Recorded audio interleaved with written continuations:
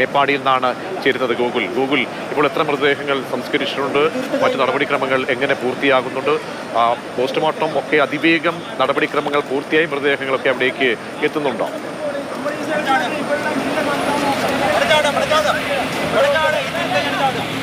തീർച്ചയായിട്ടും ഇന്ന് മാത്രം ഏകദേശം 11 മൃതദേഹങ്ങൾ സംസ്കരിച്ചു. നിരവധി മൃതദേഹങ്ങൾ ഈ ശ്മശാനത്തിൽ, മേപ്പാടിയിലെ ശ്മശാനത്തിൽ സംസ്കരിച്ചു. ഇത് ഈ തിരിച്ചറിഞ്ഞതിന് ശേഷം, പോസ്റ്റ്മോർട്ടം നടത്തി തിരിച്ചറിഞ്ഞതിന് ശേഷം ബന്ധുക്കൾ കൊണ്ടുവരുന്ന മൃതദേഹങ്ങളാണ് ഈ ശ്മശാനത്തിൽ സംസ്കരിക്കുന്നത്. ഇന്ന് മാത്രം ഏകദേശം 11 മൃതദേഹങ്ങൾ ഇവിടെ എത്തി. ഇനിയും ഒരുപാട് പേർക്കായി ചിത ഒരുങ്ങുന്നുണ്ട്. അതിനുവേണ്ടിയുള്ള സാമഗ്രികളൊക്കെ തന്നെ ഇവിടേക്ക് എത്തിച്ചിട്ടുണ്ട്. ഇനിയും കുറേ മൃതദേഹങ്ങൾ കൂടി ഇവിടേക്ക് എത്തിക്കാനുണ്ട് എന്നുള്ളതാണ് ഇവിടുത്തെ ഇതുമായി ബന്ധപ്പെട്ട ആളുകൾ പറഞ്ഞത്. ഇപ്പോഴും ചിത കത്തിക്കൊണ്ടിരിക്കുകയാണ്. കൂടുതൽ ആളുകൾ മൃതദേഹങ്ങൾ ഇവിടേക്ക് എത്തിക്കുന്നുണ്ട് എന്നുള്ളതാണ് ഇവർ പറയുന്നത്.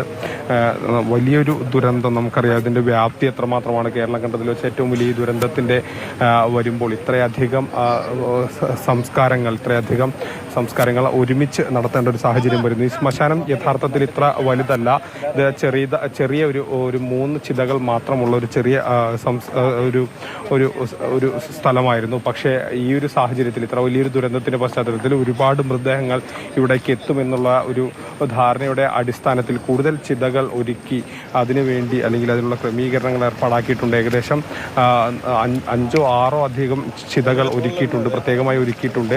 അതുകൊണ്ട് തന്നെ വളരെ പെട്ടെന്ന് സംസ്കാര ചടങ്ങുകളും ഒക്കെ തന്നെ നടപ്പാക്കുന്നതിന് വേണ്ടിയുള്ള സജ്ജീകരണങ്ങളും ഒരുക്കിയിട്ടുണ്ട്. ഇപ്പോഴും ഒരു സംസ്കാര ചടങ്ങുകൾ കഴിഞ്ഞിട്ടുണ്ട്. ഇനിയും നിരവധി മൃതദേഹങ്ങൾ ഇവിടേക്ക് വരുന്നുണ്ട് എന്നുള്ളതാണ് ഇവർ പറയുന്നത്. ഗൂഗിളാണ് വിവരങ്ങൾ നൽകിയത്. അങ്ങനെ ചേതനയേറ്റുപോയ ആളുകൾ ഒരു ചാരമായി മാറുന്നതിൻ്റെ ദൃശ്യങ്ങൾ കാണുകയാണ്. അങ്ങനെ വെള്ള തുണിയിൽ പൊതിഞ്ഞൊരുപാട് മൃതദേഹങ്ങൾ ഈ ഭൂമിയിലേക്ക് എത്തുന്നു. അവിടെ സംസ്കാര നടപടികൾ കൂട്ടത്തോടെ പുരോഗമിക്കുകയും ചെയ്യുകയാണ്.